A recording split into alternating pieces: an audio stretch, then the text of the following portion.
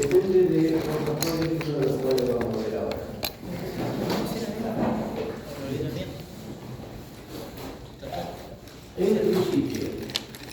En principio, el número de palas tiene que ver con la eficiencia, con el rendimiento de las palas.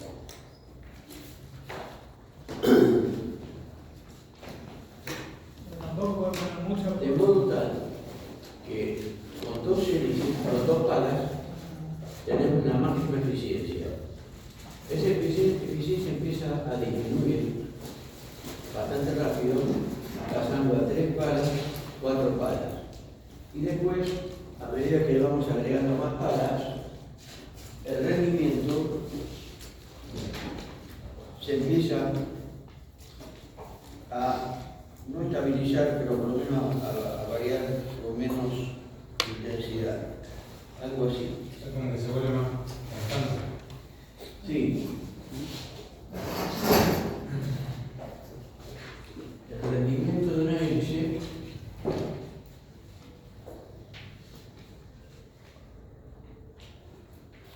que por supuesto es la potencia entregada en forma de empuje sobre la potencia absorbida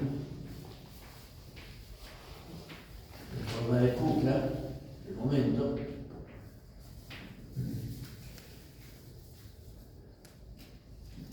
en función del número de palas,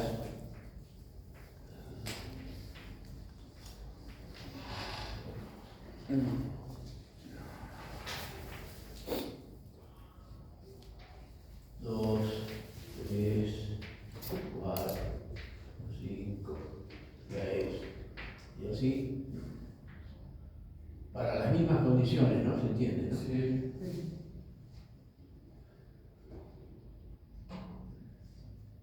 Dentro de la óptima es la de 2 palas. Ahora, ¿por qué es eso? Porque cuando el flujo pasa a través de una pala, la pala perturba el flujo, de hecho lo viene perturbando un poco de antes y termina de perturbarlo después. A la altura de la hélice las perturbaciones son más o menos la mitad de las totales, la mitad de la aceleración lineal, la mitad de la aceleración rotacional, eso sale de la teoría. Cuando hay más palas, empieza a haber un problema de interferencia entre el flujo de la paleta y el de otra. Más o menos como los rotores de Fleck, si están muy juntos, el flujo se empieza a perturbar al que sigue. Por eso, mejor 2 palas. Ahora, ¿qué pasa? Hay otro factor, que es que la potencia, o sea, el empuje, potencia en forma de empuje, el empuje dividido por el área de las palas me da un valor de presión, una presión de referencia. ¿Está bien? Bueno, esa presión de referencia está relacionada con algo que vamos a ver ahora, que es el tema de la cavitación. Entonces, para que no cavite, la presión tiene que ser baja. Esa presión que resulta del empuje dividido por el área de pala tiene que ser baja. Pero si es baja y tengo 2 palas, para que den empuje tendrían que ser palas muy grandes. Y palas muy grandes tienen bajo rendimiento, que tienen aceleración.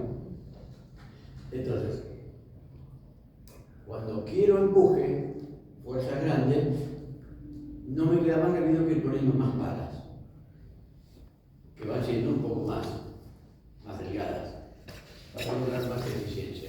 Y es un balance de diseño. Sí, diseño es resolución de compromiso. Pero, de hecho, entonces, 2 palas vamos a encontrar muy probablemente en veleros.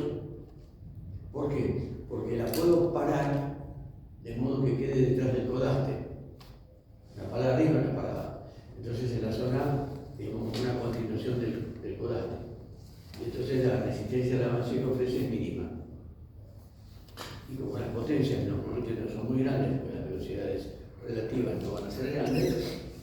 Dale que va, estamos todos contentos.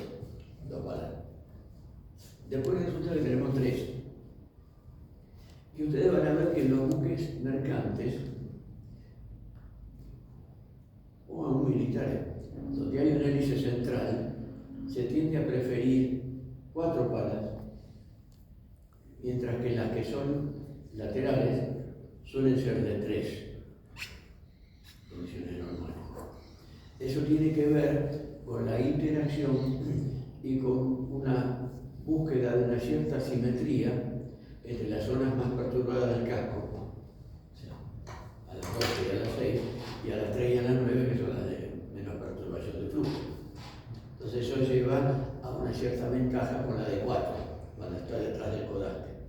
Las laterales no tenemos esa limitación, entonces aprovechamos para poner un poco más de eficiencia, o sea, 3 palas. Así que más o menos la idea es esa. Ahora, cuando la potencia es muy grande, como para que la pala no cavite, la presión esta de referencia es el empuje de cada pala, que respecto al empuje total, si pongo más palas va bajando, porque hay que dividirlo por el número de palas. ¿Me siguen? Entonces, hablando del empuje por pala, de la fuerza del empuje por pala, esa tiene un tope para que no cavite. Entonces, si necesito más potencia porque necesito más velocidad para el buque, tengo que poner más palas. Entonces paso a muchos buques que tienen hélices de 5 palas, o de 6 palas, o de 9, en el caso de los submarinos, porque la cavitación está, digamos, ya prohibida. más, súper prohibida. Entonces ahí normalmente tenemos 9, 10 palas y encima con mucha divergencia, mucho reviro, mucho skew, parecen hojas de oso. Sí. Y entre paréntesis, en los aviones las hélices en general son de recto, pero hay unos aviones ahora que están sacando unas palas así curvadas, unos turbohélices con palas porque uno la ve y es curvada. Y me intrigaba porque en el caso del avión que recibe el flujo sin perturbación previa, puede llegar a tener problemas de vibración. Y se me ocurrió que puede tener un problema por vibraciones. ¿Por qué? Porque hay una perturbación de flujo detrás, en el ala. Y deben haber llegado a un punto de diseño de hacer la hélice lo más delgadita posible para tener la máxima eficiencia posible, que cualquier alteración, no adelante, atrás, también los afecta. Así que sospecho, pero no tengo ninguna prueba de eso, tendría que hablar con un ingeniero aeronáutico, que la multiplicación es la perturbación del flujo que está atrás y el hecho de que las palas se hacen muy delgadas para aumentarle la eficiencia. Así que puede andar por ahí. Pero en el caso de los buques, nuestra perturbación está delante. La que está a popa, que es la del timón, es mínima, porque ya viene el flujo más perturbado por la carena. De modo tal que el juego para evitar la cavitación hace que tenga más número de palas. El otro problema que también puede influir para que un buque mercante en lugar de 4 palas tenga 5, que sabemos que vamos a perder poca eficiencia. Sí, pues ya estás ahí. Porque ya estamos en la zona, digamos, donde la hipérbola se empieza a hacer más plana. Ahí con 5 palas sería poca eficiencia y alto. No necesariamente poca, vos tenés 68% de eficiencia.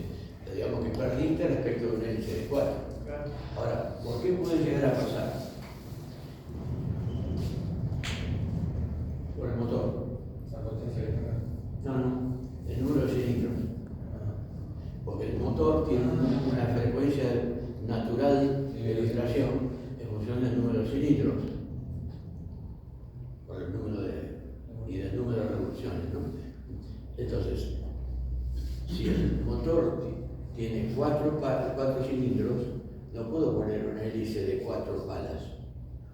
O 8 cilindros. No puedo poner una hélice de 4 palas. Porque tengo el cigüeñal partido en cruz. 90 grados. Entonces no puedo poner un número par de palas. En lugar de 4 tengo que poner 5 para evitar el problema de resonancia vibracional. O sea,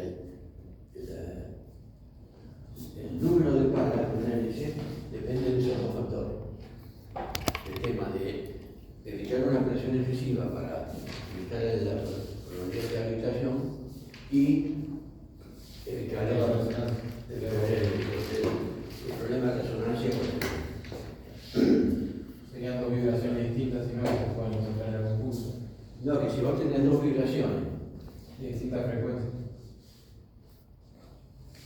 de distintas frecuencias, es más difícil que haya un problema de resonancia constructiva. Es decir, cuando hay problemas oscilatorios, en general, para cualquier problema de física, existe la posibilidad de que tengamos frecuencias coincidentes y en ese caso, si las amplitudes están en oposición de fase, tendríamos un amortiguamiento de la onda conjunta. Pero si están en seno con seno y cresta con cresta, tenemos un problema de interferencia constructiva, no destructiva. Y la interferencia constructiva va a acentuar el problema de vibraciones, el problema de fatiga, etcétera, etcétera, bla, bla, bla, todo lo que es el problema. En el caso de las olas también. Las olas son formadas por el viento, pero además están las que se formó hace una semana en otro lugar del planeta y que viene ese tren de olas y se empiezan a sumar. Y cuando se suman dos por interferencia constructiva, tenés dos trenes de ola de 1 metro, pero resulta que tenés que contraer de ahí una ola de 2 metros. ¿Está bien? Tenés dos. Y así. A pesar de lo cual, yo normalmente navego tranquilo, pero existe la posibilidad que recién ahora están empezando a estudiar, gracias a las nuevas computadoras, de algo que ya se sabía de antes.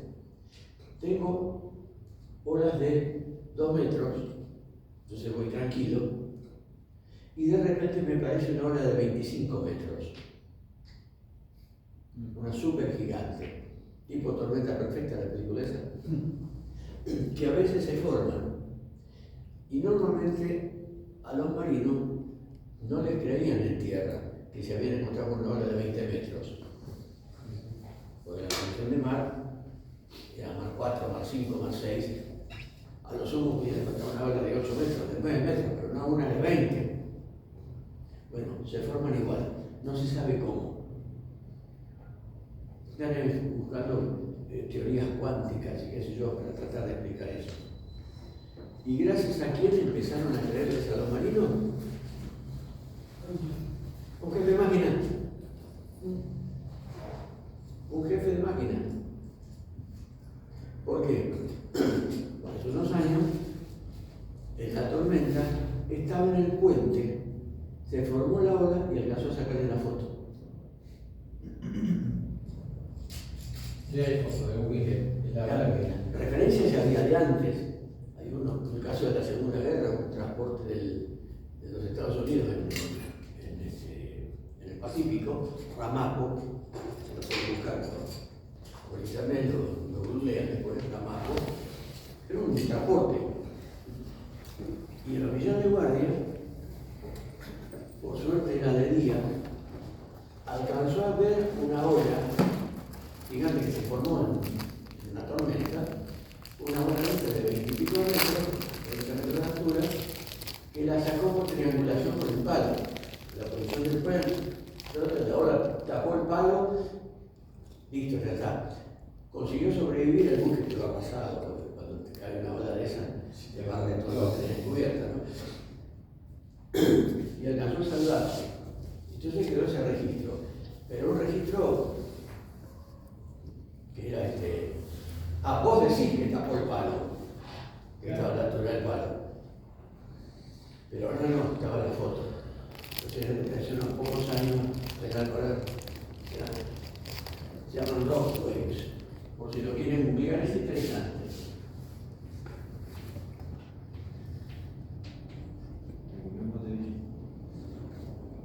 Sí, todavía no le encuentro la explicación así, por qué se llaman esa hora. Un artículo bastante completo salió en un periódico de Sydney, una revista científica de Sydney en Australia, porque parece que por esa zona se suele formar bastante. Pero en el Atlántico también, en la zona de Ciudad del Cabo, Sudáfrica, que tradicionalmente se llamaba Cabo Buena Esperanza. ¿Por qué se llama Cabo Buena Esperanza? ¿Por qué le pusieron los portugueses Buena Esperanza? Por la buena esperanza de poder pasar y que no te agarraran una de esas. ¿Sabes? Bueno, eso no es de la materia, esto es de no es de la arquitectura naval. Pero bueno, tenía cuento con el tema de las frecuencias. Bueno, vamos a ver el tema cavitación.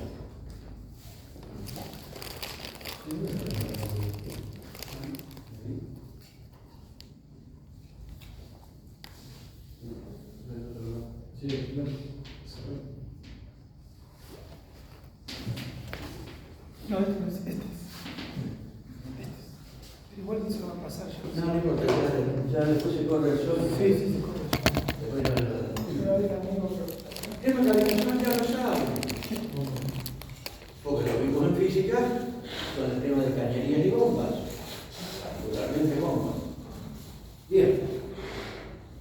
¿Qué pasaba con la cavitación? Se formaban burbujas de vapor por un fluido frío, porque se calentaba, estaba a temperatura ambiente. ¿Está bien? Bueno, eso mismo nos puede llegar a pasar ahora. Cavitación para un avión no existiría, porque era el medio gaseoso. Acá estamos con un medio líquido que puede llegar a vaporizar. Las consecuencias cuáles eran en bombas: vibraciones, La ruptura del rodete. el deterioro mecánico en el rodete, pero además una pérdida de eficiencia y de capacidad de bombeo. Sí. te cortaba el Mira, se puede cortar el flujo. Acá en este caso, Acá el flujo no se va a no va a cortar. sobra. Acá el flujo no se va a cortar. Pero de cualquier manera, el deterioro mecánico puede llegar a aparecer. El problema vibratorio va a aparecer. Y el problema de disminución del empuje para el mismo torque, el motor sigue ganando potencial, pero estás generando un problema de disminución del empuje y de la velocidad. Y el tema vibratorio, que se va a traducir en ruidos. Por eso para el submarino es esencial que no haya cavitación para nada. En realidad, para cualquier buque militar tendría que ser importante, pero a veces hay otros factores que hacen que se acepte que las hélices de un buque militar puedan cavitar. Teóricamente, ni siquiera para un mercante, porque en tiempo de guerra el mercante es una presa. Entonces, si el mercante hace ruido, el submarino lo escucha por el número por la frecuencia de disparo, sabe qué buque es y sabe si le interesa gastar un torpedo o no. O sea que en última instancia, en tiempo de guerra, todo bicho que camina para el lanzador, todos son blancos. Pero bueno, Y no se estudia cómo ahí poder. dice que camina. No mucho. También baja el rendimiento de la cavitación. Sí, por supuesto, los rendimientos. Aumenta el rendimiento porque disminuye Porque vos estás entregando la misma potencia y recibiendo menor. recibiendo menos empuje, entonces el rendimiento va a caer. O sea, son todas contras. Entonces, ¿cómo es que hay algunas hélices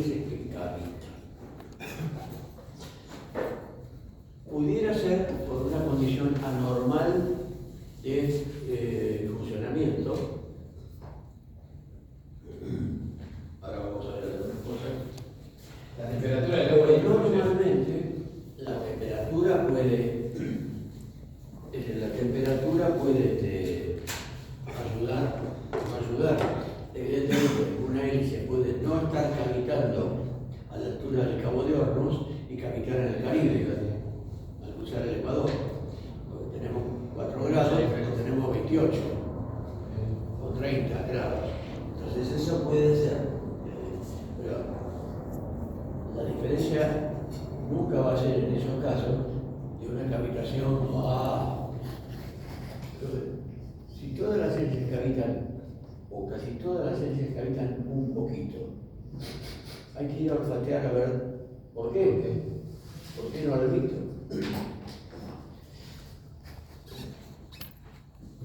Por esa manía del ser humano de diseñar hasta el máximo posible para tratar de asegurarse el menor costo posible para lo que vamos a hacer.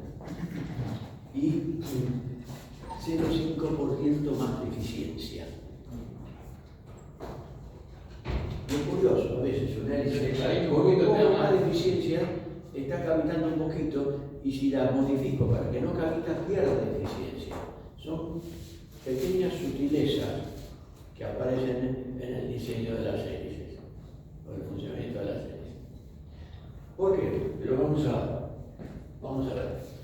Pero si hay cavitación, se forman las burbujas de vapor debido a una disminución de presión. O sea, tiene que haber cavitación, si es que hay, no digo tiene que haber, corrijo, mejor dicho sería, puede haber cavitación, ahí donde haya una depresión. Es decir, una disminución de presión respecto de la presión hidrostática que corresponde al punto de funcionamiento de la hélice. ¿Está bien? Si hablamos de depresión, tenemos que decir de dónde le estamos pidiendo. Sí. Entonces,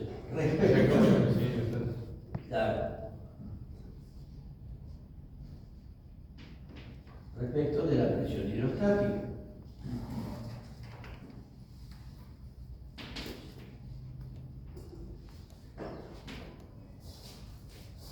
Ahora, esa presión hidrostática, ¿cuál es? El peso específico del agua o la distancia desde la superficie hasta donde está la hélice. Quiere decir que arriba va a haber menos presión hidrostática que abajo. Con lo cual quiere decir que puede darse la situación, y muchas veces se da, que la pala de la hélice cavite un pelín cuando está pasando por la parte alta, así una fracción de segundos, y deje de cavitar cuando está en la parte de abajo. Sí, claro, cuando tú estás cavitando esta pala, estás cavitando la otra. Sí, pero la pala cavita de forma intermitente, que también es un pequeño nivel de vibración, porque es una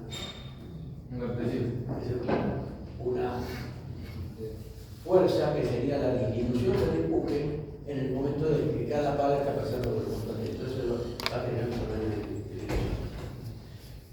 Esas vibraciones son de muy alta frecuencia, porque no es el número de vueltas de la pala, que la vibración que produce la formación de burbujas de vapor está dada por la frecuencia de formación y desaparición de las burbujas, que es una frecuencia alta, no sé, pongamos 2000 o 3000 ciclos.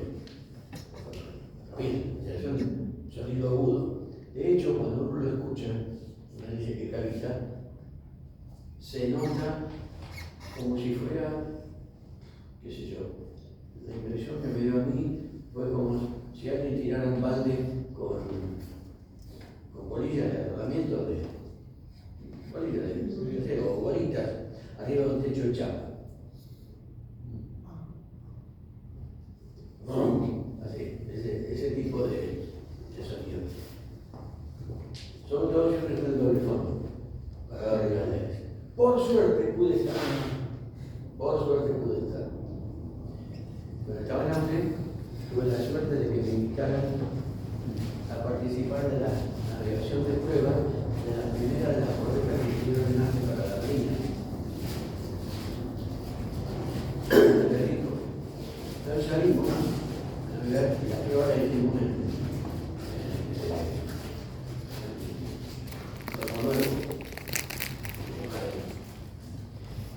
y una noche, una de las palas la habían pintado, todos los rayitas. Un eje y había distintos radios. Y le habían hecho dos ventanitas en el caso, después se taparon. Con un vidrio y un goma, de modo que por una ventanita se ponía una lámpara. Esta frecuencia variable, lo que llaman estroboscópica, una estroboscópica, y por la otra uno podía mirar. Nosotros andamos a los brazos, no ahora yo, ahora no me quiero ir, quiero seguir mirando, es un espectáculo. Entonces, regulaban las palas, una vuelta, a baja vuelta no cavitaba. Cuando empezaba a las 480 vueltas o algo así, se notaba una pequeña cavitación incipiente, así, ¡tac!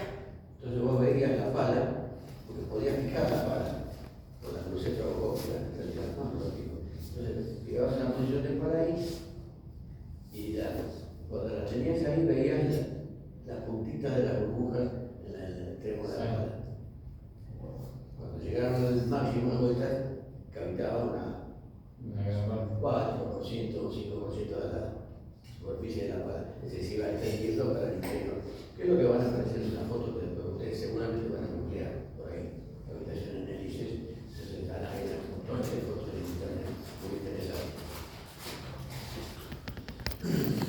Ahora, esa depresión, ¿dónde se va?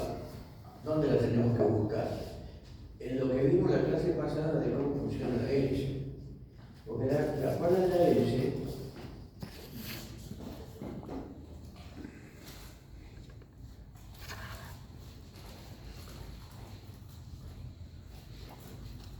está rotando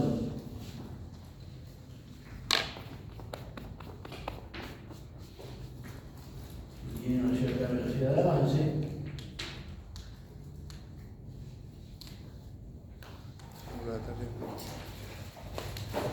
Para el ángulo de ataque tenemos la fuerza de arrastre, la de sustentación, todo lo que vimos. Pero el flujo que se está abriendo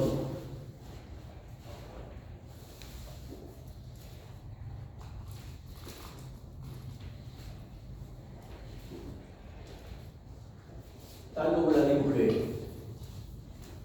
La sustentación es hacia arriba o hacia abajo.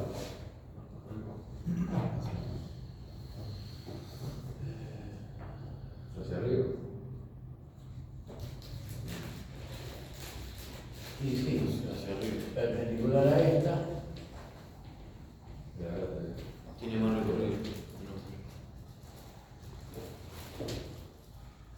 El arrastre sería por acá. Muy bien.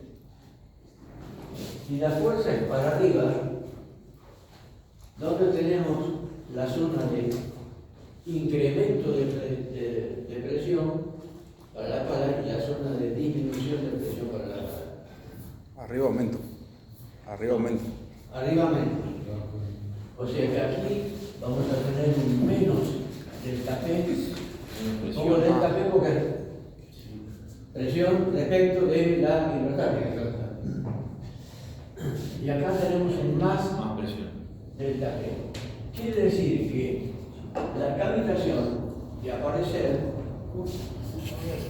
va a aparecer en la zona del dorso, o sea, la que está a proa, no la que vemos desde popa. Porque desde popa estaríamos mirando acá. Desde popa.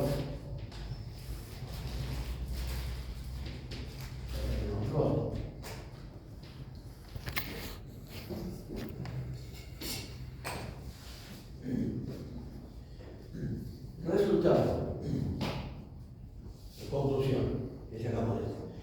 Si hay cavitación, va a ser en la zona del dorso de la pala. ¿Dónde? Dentro del dorso. Dentro del dorso. Depende de la forma. Ahí en los extremos. Sí, cerca del extremo. Por lo que estoy mirando yo acá. ¿Qué es extremo? ¿Extremo de qué? ¿De la pala? La pala. Ah, sí, el extremo de la pala. Pero en el extremo de la pala, que es una puntita, hay un perfil ahí. ¿De qué lado del perfil? ¿Del lado de la nariz? Y según una curvatura. ¿Nariz? ¿O el borde de fuga? ¿Nariz o borde de ataque? Nariz. Ahí se generaría. Ya debería ser la nariz.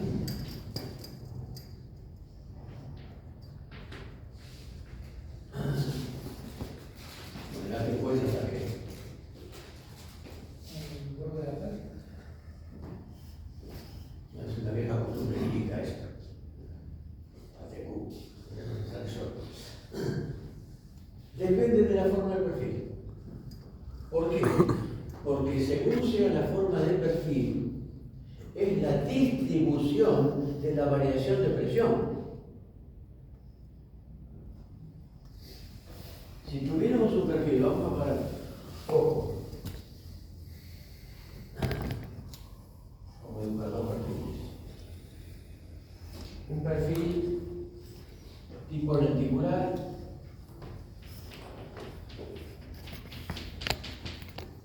Y un perfil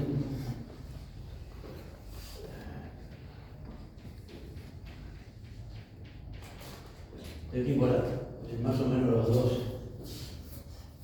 tipos de perfiles asimétricos que normalmente se utilizan para hacer palas de hélice. Simétricos no corre, no sirve acá, me interesa. Habíamos dicho que nos interesa el asimétrico porque me permite una mejor relación empuje-resistencia, o sustentación-resistencia. Dentro de eso estarían estos, pero tiene distintas características. En este perfil, que es la cara es plana, prácticamente la distribución de presiones es constante, de modo que tendríamos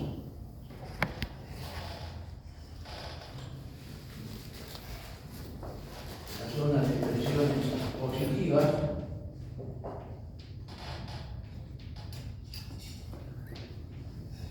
y la zona de presiones negativas, algo más o menos así.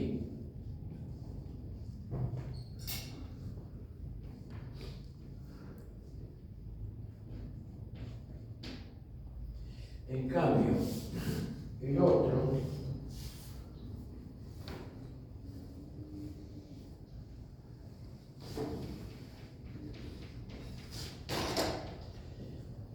el diagrama tiende a ser menos simétrico y a concentrar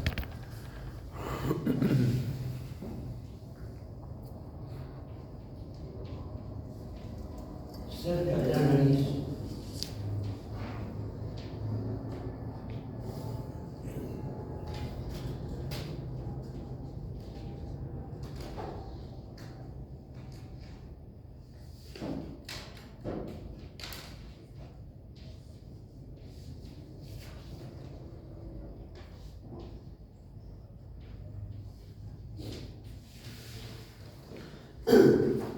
los picos de presiones.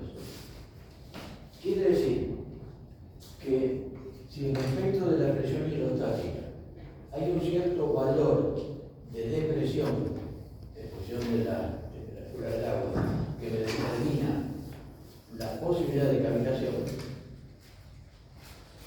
es más fácil que ese delta de presión me corte acá que me corte acá.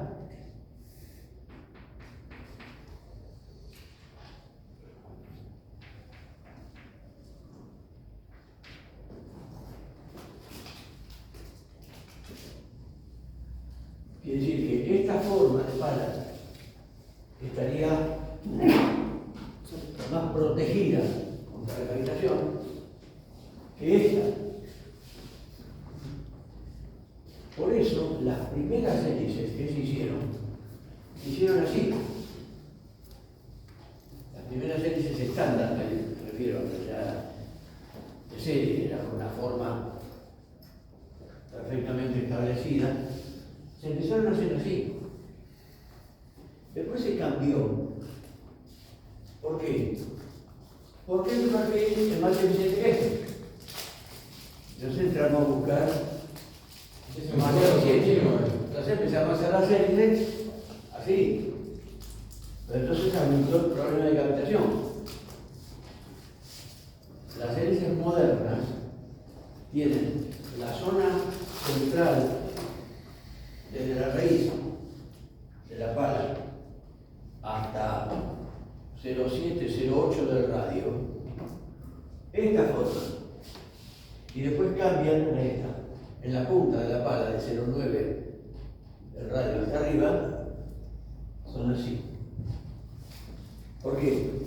Porque la posibilidad, si la hélice está diseñada para que no cavite, y puede cavitar un poco cuando pasa por arriba, la zona que va a estar afectada es la punta de la pala. Entonces, esa la diseño mejor para que no cavite, aunque pierda un poco de eficiencia. Porque total, por los vórtices extremos de ala, de pala, igual la participación en cuanto al empuje de la zona superior es más baja de la punta de la pala. Entonces, todos esos factores se conjugan para que uno construya las palas con menos posibilidades de cavitación. Así todo puede cavitar un poco. ¿Dónde tendríamos que ir a buscar entonces? Mirando la pala, no desde popa, no está la pala de timón, sino metiéndome entre la pala y el codaste, de este lado. Ahí lo vimos. Claro, porque la cavitación se puede llegar a dar. La cavitación, ¿dónde la encontraríamos? Desde aquí hasta aquí. ¿Por qué? Porque aquí se formarían las burbujas de vapor. Buen día.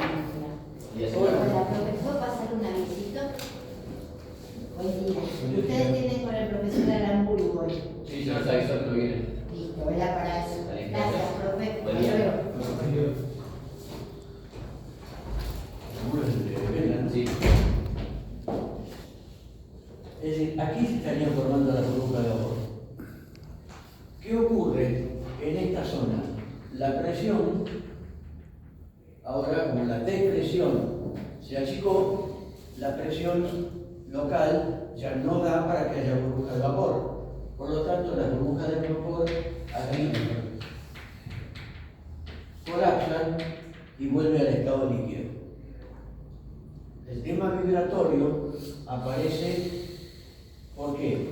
Y porque la formación de estas burbujas genera, como la burbuja de vapor tiende a expandirse, da pulsos de presión que empiezan a golpear acá.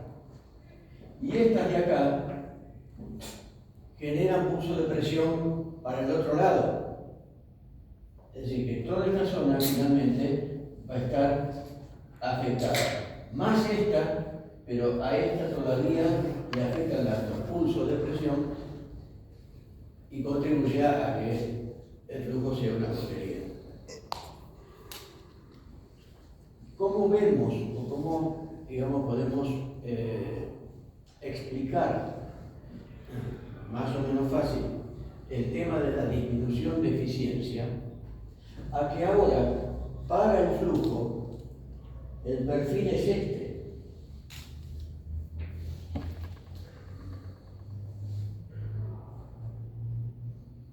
Un perfil con una forma, también está exagerado esto, pero es una forma que ya se aproxima a los perfiles que están en el núcleo, que ya sabemos que tienen menos rendimiento, porque es más rechoncho. Es decir, las burbujas de vapor contribuyen a distorsionar el flujo. como si el perfil fuera más gordo. Y por lo tanto eso ayuda a que disminuya la eficiencia. Es una explicación, digamos, conceptual, así visual, de por qué disminuye la eficiencia.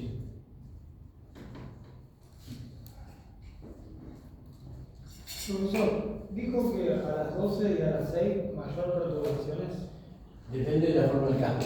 Si estamos hablando. A ver, vamos a ver acá. Ya las 6 y las 4 la máxima. La mínima. Las 6 y las 4 la mínima. Yo las 3 a las 9 en la mínima. Así la no. Sí, las 6. No, por el casco. Esa está buena tu pregunta porque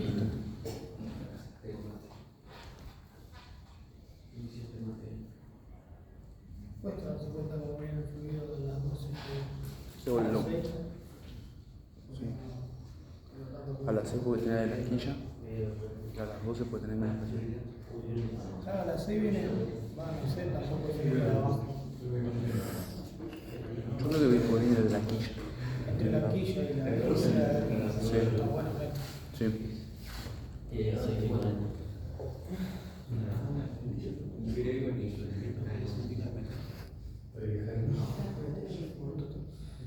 Sí, es demasiado bastante. El macho cabrío.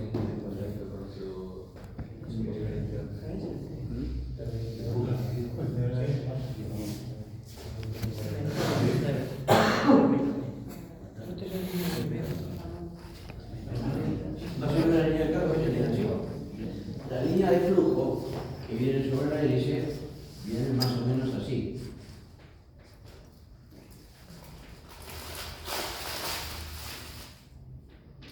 En la línea de corriente. Más o menos no es exacto, porque van a estar afectadas por la ola que forma el buque, pero más o menos tienden a ir perpendiculares a las cuadernas, a la línea de cuadernas. Eso más o menos uno puede intuir cómo van a venir más o menos las líneas. Por supuesto hay variantes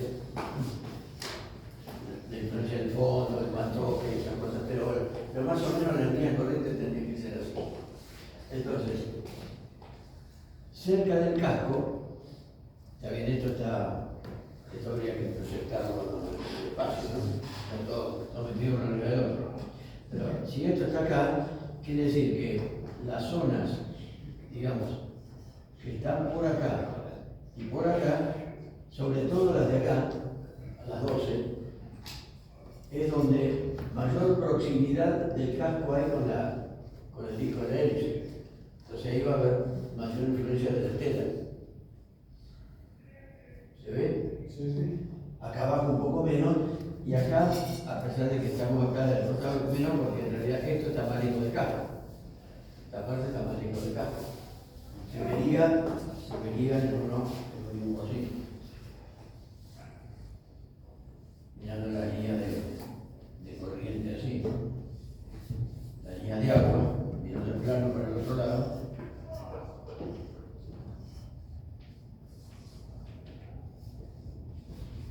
Las palas en estas zonas están más lejos del casco. Y acá estaríamos en la pala a las 12 y a las 6 estamos más cerca del casco. Bueno, Eso sería viendo lo de arriba. esto sería bien, sí, eso son las líneas de agua. Una vez me visto un plano de línea, me mostró una arquitectura. Sí, algo como Una arquitectura naval, un plano lo he visto. no tan así, pero. Va. Profesor, ¿y las ¿Cómo se hélices? salvaron los que mire el profesor de arquitectura naval? Vamos. Las 3 materias serían imposibles. No, hay gente de ITBA que me tuvieron en 4 materias. Igual se recibieron. Es más, cuando terminaban de dar la última conmigo, todavía a lo mejor quedaban 6 o 7 de las otras. Y decían, aprobé, ya me recibí, pero, esta era tu última materia, no,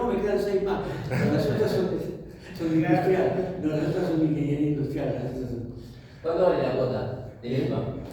¿Cuánto vale la cuota? No tengo ni idea. ¿Verdad? Cerca de 300. ¿no? Sí, claro, pero no sé. 300 pesos. No sé cuánto. El otro día me vine Va jugando. conocí a un alumno de ahí, pero él era becado, me contaba que siempre está como la riña entre los que tienen plata y los que de verdad estudian, que son los becados. Me contaba eso. Sí, sí. No, hay gente con beca. Hay gente con beca igual que estudia, ¿eh? No todos los becarios son vagos. Y también hay otros que no están becados y tampoco estudian. También. Sí, está bueno. Ahí todo. Tengo 40 años ahí, así que no. Ahí todo. No me pueden venir a versear con nada. 40 años. Y con ingenieros navales, con ingenieros mecánicos. He tenido años dándole a los químicos y he tenido muchos años dándole también a los industriales. Así que los conozco casi a todos. Menos a los electrónicos. No, los electrónicos también. Hubo una época en que los electrónicos usaban resistencia de materiales. Era una materia abreviada de estática y resistencia de materiales. Más o menos como lo que les di acá, lo del segundo, un poco más costoso. Pero no, también los electrónicos. Estamos. Todos de acuerdo. Los informáticos. Es un lujo, me contaban que es un lujo, todo bien, perfecto, limpio, tiene particulares, todo. En ese sentido, la IVA siempre se destacó, porque no había actividad política, no había cartelones con la UBA, con la UTN, no había gremio, no había nada. Sí. Y en la época que yo daba, al principio, que las autoridades eran navales, ustedes no tenían uniforme, pero uno entraba, se paraban todos, pasaba el secretario académico, pasaba allí, entraba al aula y decía, permiso, profesor, usted se retira. Bueno, tenía el saco puesto. Tenía que estar, estaba de corbata, pero no tenía la chaquetera. Pero para sentarte no te sacás el saco. ¿Qué? Para sentarte, te sacás el saco, ¿no? No lo tenían. Al principio no lo tenían permitido, después se lo permitieron. Claro. Pero sin corbata, ni con los ayudantes. Años después, hasta pantalones cortos y ojotas. Ese fue un Desfilar. Cuando se fue la. No, después dijeron decentemente vestido, eso no. Pero cuando llegaron los civiles a hacerse cargo de la rectoría y todo, sí, pero vengan como quieran. Después tuvieron que dar un poco más de. Bueno, no importa, ya está. ¿Se entendió hasta acá? ¿Por qué a las 9 y a las 4 es el máximo de eficiencia? 9 y 6. ¿Eh? 9 y 6. 9 y 6, ¿no era 9 y 4? No, mayor cavitación. 9 y 6. Mayor cavitación. 6 y 4. No, mayor 6 y cavitación. 4. Siempre acá. Aquí aumenta la presión, a medida que vamos bajando, aumenta la presión hidrostática. Sí. Por lo tanto, se aleja el peligro de cavitación. Porque la depresión va a seguir siendo esta. Pero como estamos arrancando de una presión más grande, la presión de cavitación ya quedamos afuera. De modo que la mínima probabilidad de cavitación aparece por acá. Empieza a crecer de vuelta por acá. Ahora, ahí él dice que cavitan todo el tiempo, sí. Pero aún las que cavitan todo el tiempo, cuando pasan por la parte alta, Es donde más cavita. cavita más, y cuando pasa por la parte de abajo, cavita menos. ¿Y qué? ¿Se cavitar más o menos sería por la cantidad de agua o por el porcentaje de espalda que toma? Las dos cosas. Hay distintos tipos de cavitación. Hay una cavitación que prácticamente no afecta a la hélice, que es la cavitación que se forma en el agua, en el vórtice extremo de pala. Fíjense, cuando tengo una hélice,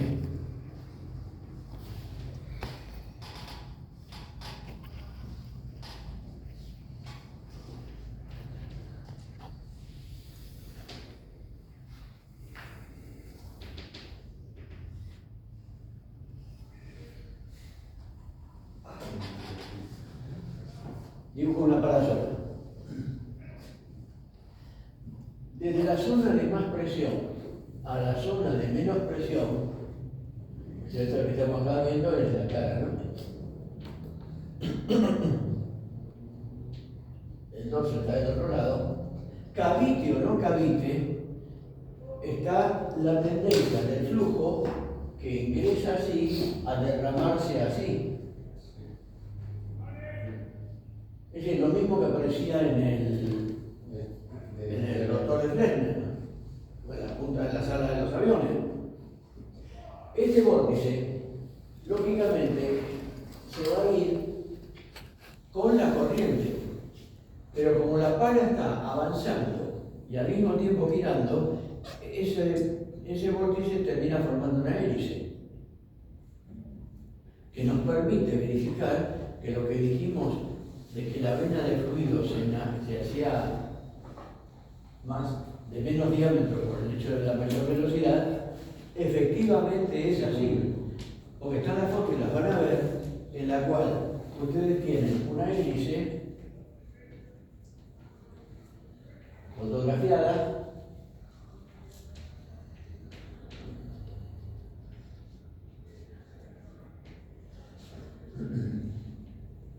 y las burbujas de vapor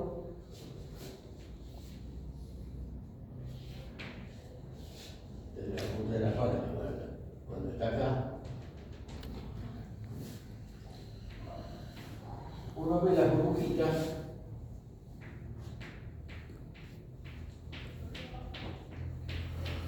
Disculpe, voy una bolita de baño. ¿sí?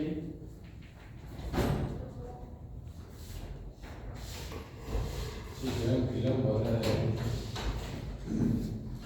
Claro, estas burbujas se forman dentro del vórtice extremo de bala.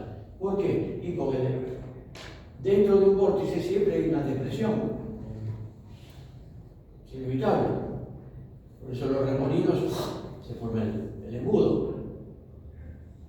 Entonces, estos vórtices de pala, estos vórtices extremos de pala, son burbujas que se forman y en algún momento van a desaparecer cuando aumente la presión. O sea, no afectan a la hélice, sí afectan a la pala de timón, porque cuando la burbuja, el vórtice, le pega a la pala de timón, ahí en el costado, ¿qué va a suceder? Lo que le pasa a uno cuando se pega con la piña con la pared, aumenta la presión. Al aumentar la presión por el frenado y la desaparición del vórtice, ahí la burbuja de vapor desaparece. Entonces la nariz y los flancos del timón en la parte delantera son las que reciben todo eso. Se ve eso, ¿no? Como lo... Por supuesto. Es más, no se puede evitar. Como no se puede evitar,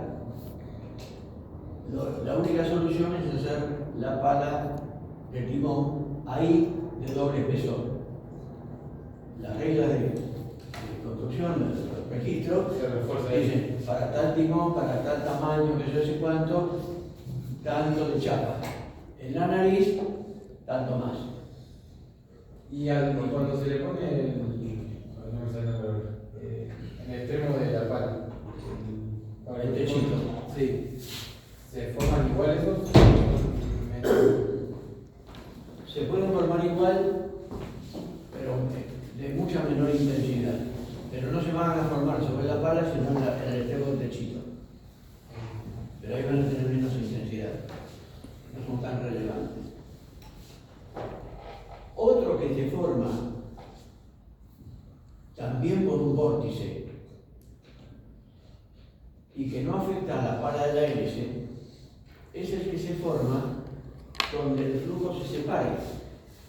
Donde el flujo se separa se forman remolinos. Remolinos de separación del flujo, no los remolinitos de fricción de la estela, sino los de separación del flujo. Por lo tanto, acá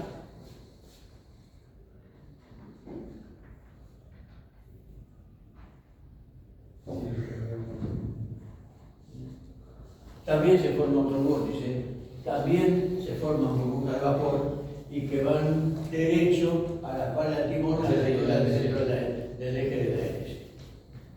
Es decir, estos son vórtices que también forman burbujas de vapor y estos son vórtices que forman burbujas de vapor, pero no afectan a la pala. Las que afectan a la pala son las que se van a ir formando sobre el dorso de la pala, estas violetas, las que dibujé acá.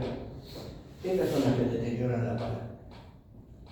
La otra van sobre la pala de timón. La otra van sobre la pala del timón, o si esta hélice estuviera en proa, estaría dando, por supuesto, al casco, a la proa.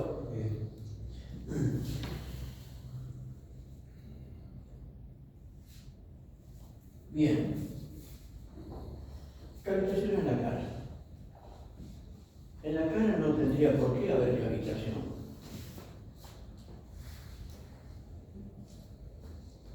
Salvo que la hélice esté tan mal, hoy en día la probabilidad es 1 en 1.000.000, creo, muy baja, de que la mala esté tan mal diseñada que para alguna línea de flujo tome ángulo negativo. O porque se torció. Sí, por eso puede ser. Por lo que veo. En ese caso, si toma un ángulo de ataque negativo, por ejemplo, esto que quiero decir con esto de ángulo de ataque negativo.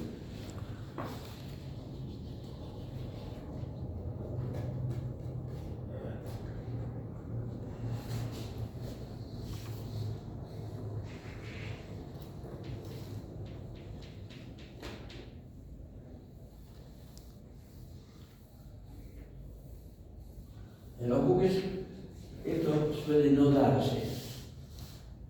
Esto que estoy acá en los buques suele no darse. Suele darse en los parciales, o en algún final. Está, ¿no? Que ponen así.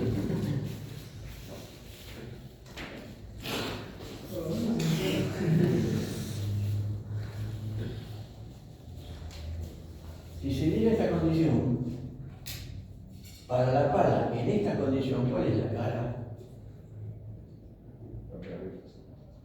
Arriba tiene una luz. Y esto pasaría a ser el dorso del perfil. Invertido. Por lo tanto, la depresión, porque el ángulo de ataque es negativo,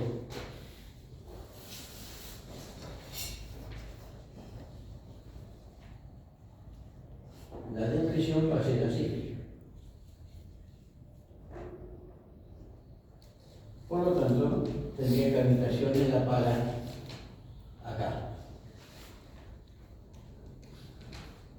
Pero eso es muy poco probable. Donde sí puede darse en la cara es en el borde de salida, acá. ¿Por qué? Porque el buque trabaja mucho siando marcha atrás. Y ahí tenemos un perfil que enfrenta el flujo al revés, porque la hélice está girando por el otro lado, y tiene una forma que no es hidrodinámica. Porque justamente se está encontrando el flujo está chocando el flujo con lo que normalmente es el borde de salida, el borde de fuga.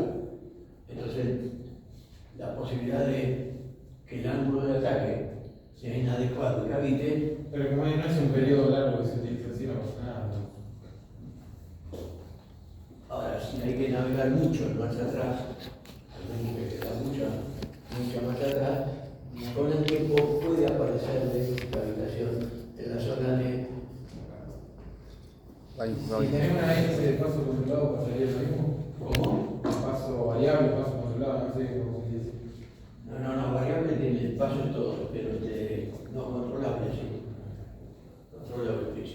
Existe el variable pitch propeller, que es una denominación incorrecta, pero que se enquistó porque empezaron a hablar directamente en eso.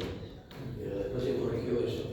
Porque paso variable quiere decir que el paso varía, todas las hélices de pala fija tienen un paso variable a lo largo de la raíz.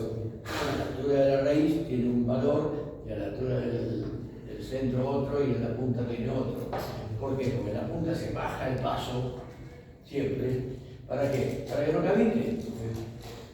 ¿Por qué? Porque en la punta achicamos el ángulo alfa para que haya menos empuje y menos de esto todavía. Entonces, si achico el paso, este diagrama se aplana. Entonces el paso siempre es variable. Cuando hablamos de paso regulable, es paso controlable.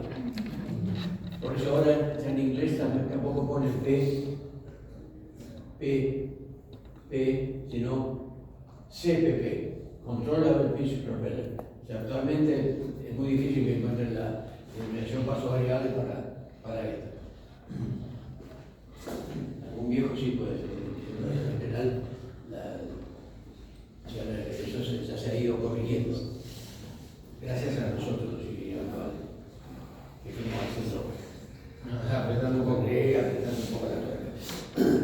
Así que, ahí no, porque ahí el paso, si está bien regulado y bien manejado, no tendría por qué, porque en la marcha atrás está dando vueltas.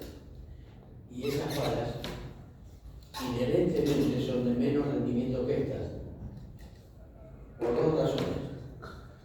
Primero, cuando las vean en Google la van a ver. La primera razón por la cual tiene menos eficiencia es porque para el mismo diámetro de hélice el núcleo es más grande, o sea, hay menos palas. Puede ser que sean un poco más redonditas. Porque tengo que alojar todo el mecanismo de paso, mecanismo hidráulico, con pistones hidráulicos y todo eso, de ponerme las palas, de modo que para el mismo diámetro tengo menos palas y tengo más núcleo que no ayuda a nada. Entonces el rendimiento ya ahí baja un poco. La otra razón es que como ya se sabe que la pala va a tener que funcionar para un lado para el otro, en avante o en atrás, la pala es simétrica.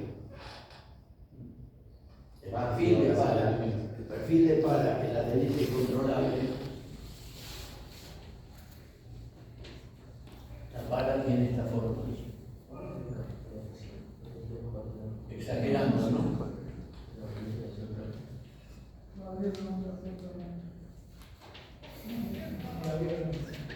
Un perfil lenticular, simétrico. ¿Por qué? Porque puede trabajar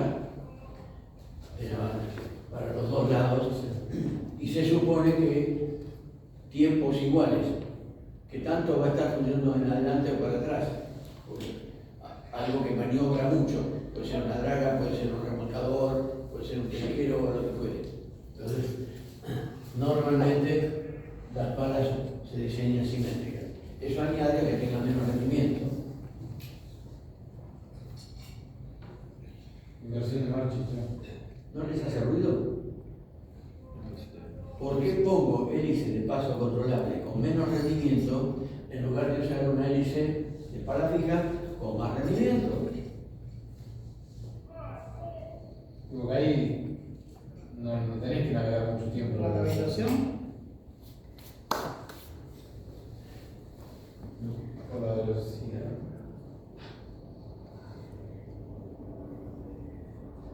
Por bien.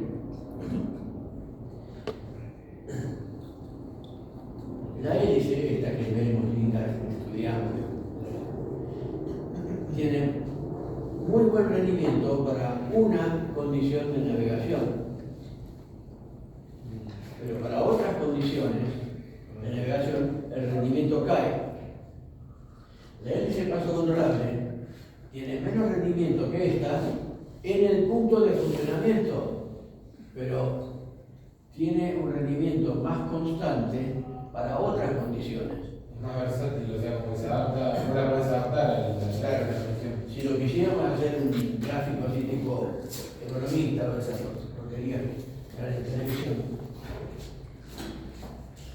pondríamos rendimiento Y acá, condiciones de marcha.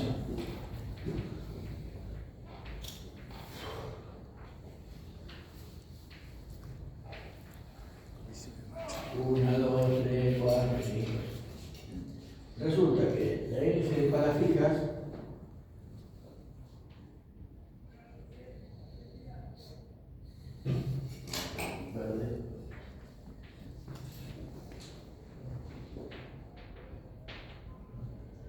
la palas fijas tiene un rendimiento que es así. Y las palas CPP. Control Pass. Vale, ¿no? CPP, entonces, como normalmente navego mucho en estas condiciones, tengo una ventaja con esto. Además del tiempo de reacción, por ejemplo, para dar marcha atrás. Llego más rápido, cambiando el paso así, que parando el motor, track, cambio de levas, porque de levas y arranca para el otro lado. Y con otra ventaja para el motor, por supuesto, que no le están dando un chorro de aire frío en un cilindro cada 2 minutos.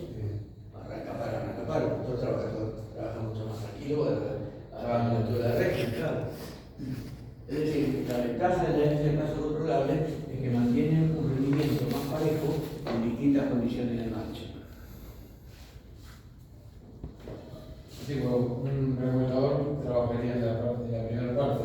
¿Cómo? Un remolcador trabajaría en la primera parte, entonces una hélice. El remolcador tiene que trabajar en todo, porque tiene que tirar a esa velocidad, moverse rápido, dar marcha atrás, volver. La CPP para los buques de investigación también, que tienen que mantener posición, ¿no es cierto? Que están haciendo sotajes o cosas por el estilo, entonces tienen que mantenerse. Los buques para plataformas de offshore, los supply, ese tipo de cosas. Y la ventaja del paso controlable es inevitable. Ahora, para un portacontenedores o un granelero, un petrolero, un mineralero, que normalmente el 90% del tiempo de navegación es a marcha constante, porque igual se puede mantener, si va en lastre o si va cargado, mantener con la inversión de la popa, varía un poco el número de vueltas, acelera un poco más el motor o desacelera un poco el motor si va en lastre, y entonces se mantiene dentro de la zona de rendimiento. Cambio el buque de trabajo, no tiene más remedio que andar haciendo todo. Bueno. Una pregunta, profe. Sí, señor. La calibración esa de burbujas que no afecta a la hélice, ¿también depende de la caída que le demos a la hélice? Porque me acuerdo que cuando explicó, dijo que era para alejarlo del casco. No, va un poquito, pero no mucho. Porque de cualquier manera, aunque la alejes del casco, si estás absorbiendo una cierta potencia y generando un cierto empuje, los vórtices extremos de alas son independientes que estés más cerca o lejos del casco. O sea, la tendencia va a ser que se vuelva igual. El tema es que si estás más lejos del casco o cerca del casco, se van a sumar las que te van a dar en la pala. ¿Está bien? Y otra pregunta. Las que van a estar afectadas directamente por la caída de la hélice y el reviro son estas. Estas tienden a ser un poco más independientes, porque estas dependen solamente del empuje que estás desarrollando. Y otra pregunta, esa captación, la del espiral, ¿Esta? sí, esas serían, se podrían considerar como el helicoide de avance de la hélice. En realidad, Permite visibilizar. todos van a tener el mismo paso. Estos cordones van a estar más estirados y estos van a parecer más. Y acá en estos, en realidad, si ves la foto, se parecen a un cabo de no Samsung, no interesado Samsung, sino el retorcido, que son de tantos cordones como palas técnicas, porque estos en realidad se empiezan a formar en la raíz de la pala, van rebalando sobre el núcleo y se terminan juntando en ese vórtice que vos lo ves y distinguís si están bien sacadas las fotos de interferencia. Si están bien sacadas las fotos, vas a ver cómo. Debe haber videos de están eso, los ¿no? cordones. Sí, seguro. Uso el Google para eso. Que voy, yo estoy buscando por esto así, mucho no encontré, pero voy a entrar en YouTube. No, sí tiene.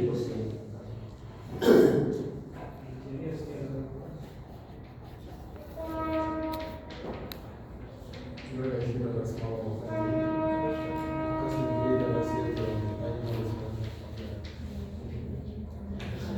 Si pones Cavitating Propellers en el buscador, te van a empezar a aparecer fotos, y si pones, por ejemplo, pones imágenes en el Google y Cavitating Propellers, te va a Eso aparecer. es lo que decían los chicos, yo lo busqué en español, vos lo Si pones lo en pones, español, no aparece nada. si lo pones en YouTube, ahí donde van a aparecer, claro, son los videos. Pero sí hay mucha información, porque hay muchos laboratorios que publican esto. Y para hacer su producto también, esas cosas, para promocionar su producto y todo eso. Para promocionar el producto, por cultura general, para la parte náutica. Es probable que Cavitating Propellers vean más en hélice de 3 palas que de más palas, porque está todo orientado medio para la parte de náutica. Y ahí en la parte náutica aparecen hélices que se diseñan para que caviten al 100%. Para. Se llaman hélices hipercavitantes o supercavitantes, en la cual las fotos están y vos te cuesta ver la hélice porque lo que ves son burbujas de vapor. Pero casi, ¿eso lo hace por la revolución económica o...? Sí, son para la lancha de carrera, tipo como la del Manco. Ah, la de Scioli. Y de las lanchas offshore. ¿Por qué? Porque ahí, por razones de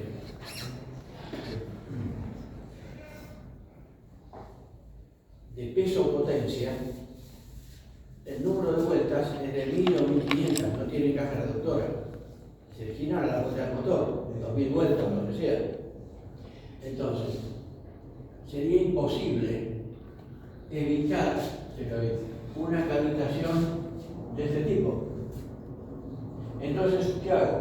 Que cavite todo. ¿Por qué? Porque si cavita todo el dorso, las burbujas de vapor no van a afectar a la hélice. Profe, no entendí muy bien. Se hacen hélices que cavitan. Tienen una forma de perfil, generalmente como para perfil supersónico. Perfil sería esto. Y que está diseñada para que todo cavite. Claro. Es decir, todo el empuje se logra en la zona del más del tapé aquí abajo. 100% del empuje. Pero es para lancha de carreras esto. Claro. Eso, cada tantas horas de uso, seguramente se tiene que cambiar la hélice. ¿O no? Y bueno, como Fórmula 1, cada carrera tiras el motor y pones otro. Sí, sí. Pero no porque se destruya es decir, la pala no va a quedar afectada. Porque tiran tantas vueltas que evidentemente las burbujas estas donde van a implotar, fuera de la pala. Entonces, hay un deterioro de la pala, pero no lo que es una lancha de carrera. Y se enseñan así, son lo que llaman hélices hipercavitantes. Pero es para preparación de carreras, son casos muy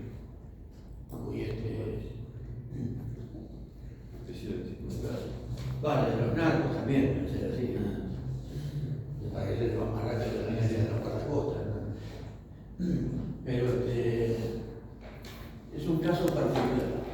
Y hay un caso particular que es muy raro encontrar, pero a veces se da en hélices normales, que no es un caso de cavitación, que es lo que en inglés se llaman singing propellers.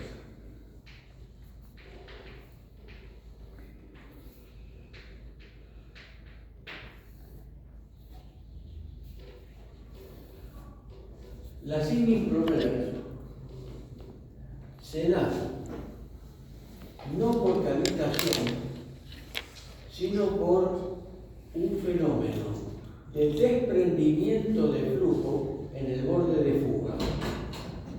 Es decir, en el borde de fuga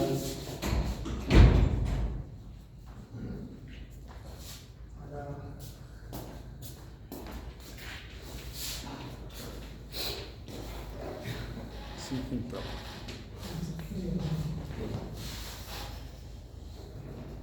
el flujo que viene, hay un punto, digamos que es el punto de separación de flujo. Y ese punto de separación de flujo puede oscilar en determinadas condiciones entre dos posiciones.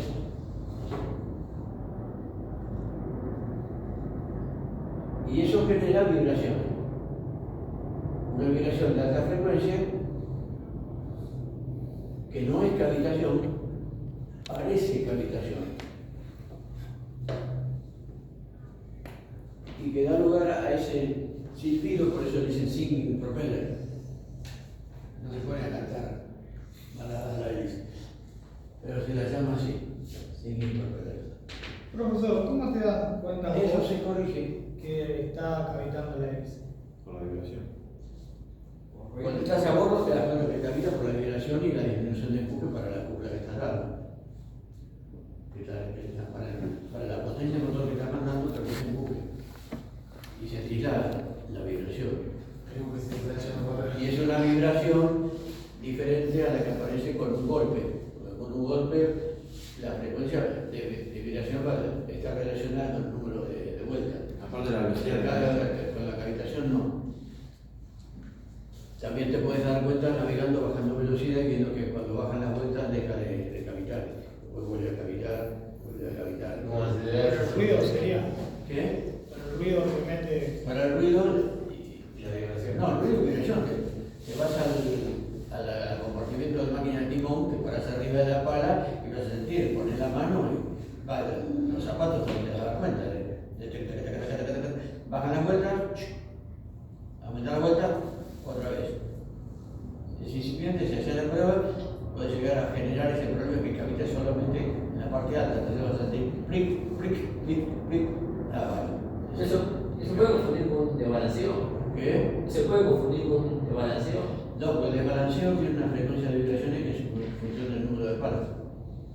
Es una palma, entonces va a vibrar. Si estás a 100 vueltas, vas a tener cada 100 vueltas, 100 pulsos por minuto. El desbalanceo, pero bueno, ¿esto cómo se corrige? Le haces un corte así brusco.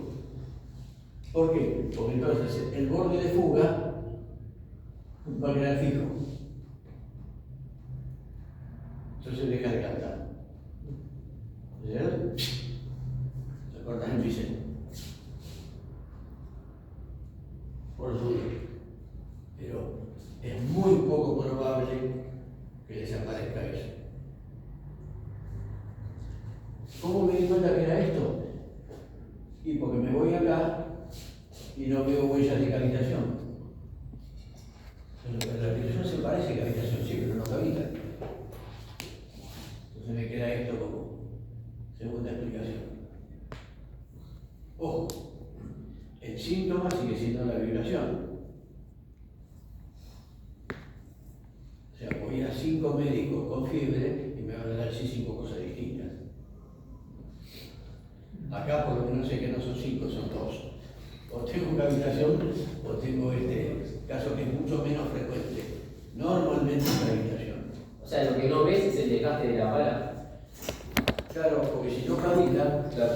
no vas a ver un desgaste de pala, pero el ruido lo tenía. Y vos decís, lo juro, mirá, lo grabé, mira acá está, te pongo la grabación del sonido. Y sí, es una vibración de alta frecuencia. Ah, pero no cavita.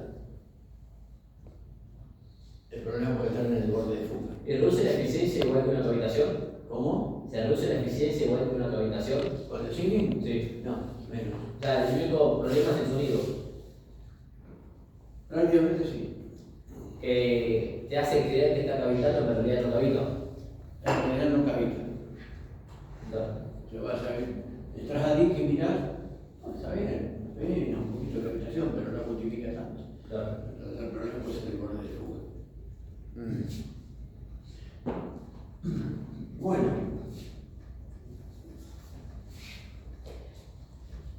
Profesor, usted dijo que el número de palas está dado por la cantidad de cilindros.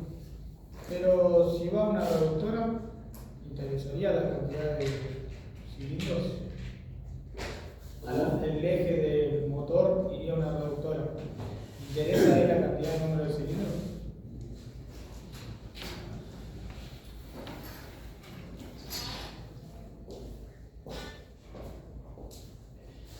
Ahí puedes llegar a tener problemas y habría una relación indirecta con el número de cilindros. La única posibilidad de independizarte del número de cilindros del motor es cuando tenés un acoplamiento flexible, un pulga. Sí. Ahí sí ya directamente podés tener 4 palas y 4 o 8 cilindros o 12 sin ningún problema. Pero con la caja no tengo la referencia, pero son lo que puedo llegar a averiguar. Algún tipo de problema que pueda llegar a aparecer de sincronismo. Porque la caja mecánica, si no tiene acoplamiento hidráulico, va a tener problemas cíclicos y de vibraciones. Bueno, la clase que viene estaríamos con el último tema que nos toca, que es el tema de transmisiones para rodamiento. Creo que va a ser, claro, no el lunes que viene, sino el otro. ¿Está bien?